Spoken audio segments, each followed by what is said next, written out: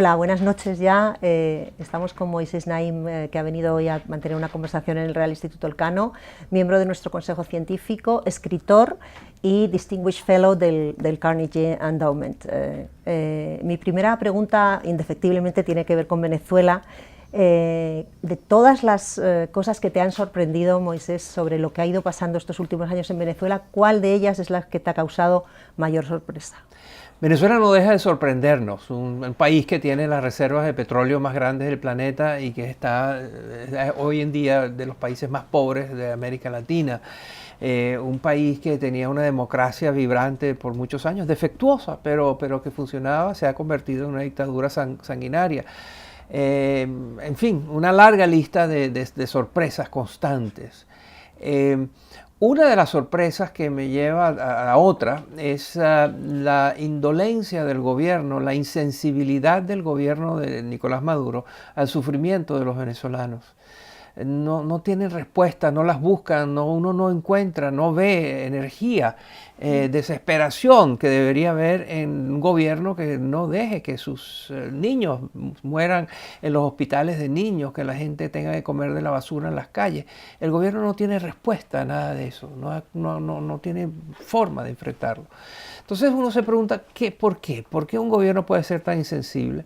Y la respuesta es que creo que el gobierno actual de Venezuela tiene mucho de ser un gobierno de ocupación.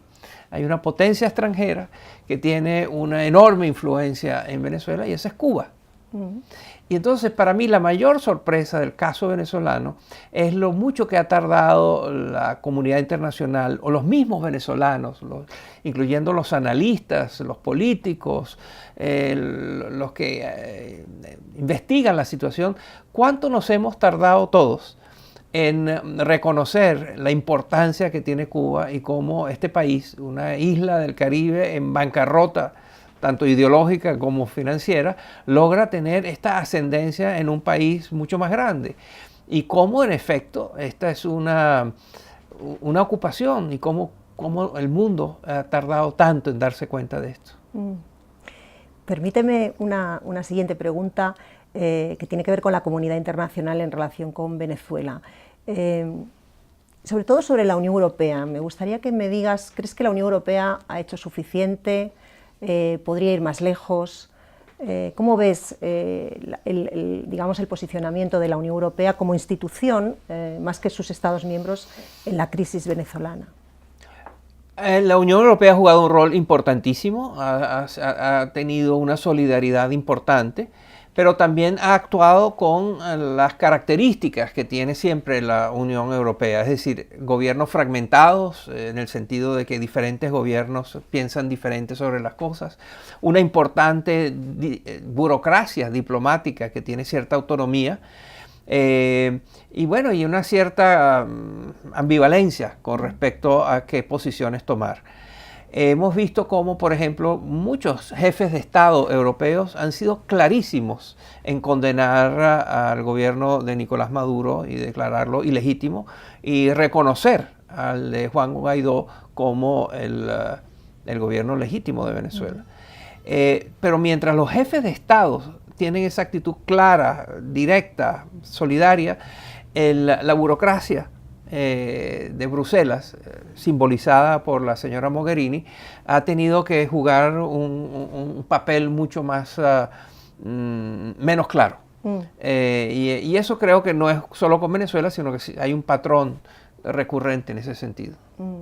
Y ahora, por preguntarte por otro de los actores claves en esta crisis, que es el Estados Unidos y sobre todo el presidente Trump, ¿no? Hemos visto la actitud del presidente ante este tema, pero hemos visto al mismo tiempo los trabajos que está acumulando el fiscal especial Mueller sobre una ingente cantidad de investigaciones en relación al presidente, a sus negocios, a su actividad privada. ¿Cómo crees que esto va a sustanciarse en el plazo, no digo en los próximos días, pero cómo crees que esto va a acabar sustanciándose? Bueno, de varias maneras. Una es que el señor Mueller va a entregar su informe y no sabemos qué contiene ese informe, hay especulaciones, pero va a entregar un informe que va a tener que ser procesado por los actores institucionales, por el Congreso, por el poder ejecutivo, por el sistema de justicia, etc. Pero otra cosa que va a pasar y que puede ser muy importante es la judicialización de un proceso de su investigación. Esto puede parecer raro, pero en su investigación él ha descubierto todo tipo de actos que son sospechosos de haber sido actos criminales. En una amplia gama de personas e instituciones ligadas al presidente Trump y a sus negocios y a su familia.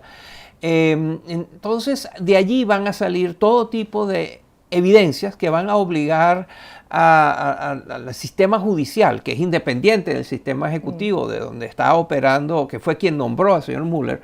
Van a haber toda una serie de magistrados y de fiscales que van a iniciar investigaciones producto de las revelaciones que van a aparecer en el informe de Mueller. Muchas gracias, Moisés Naim, por su tiempo. Gracias.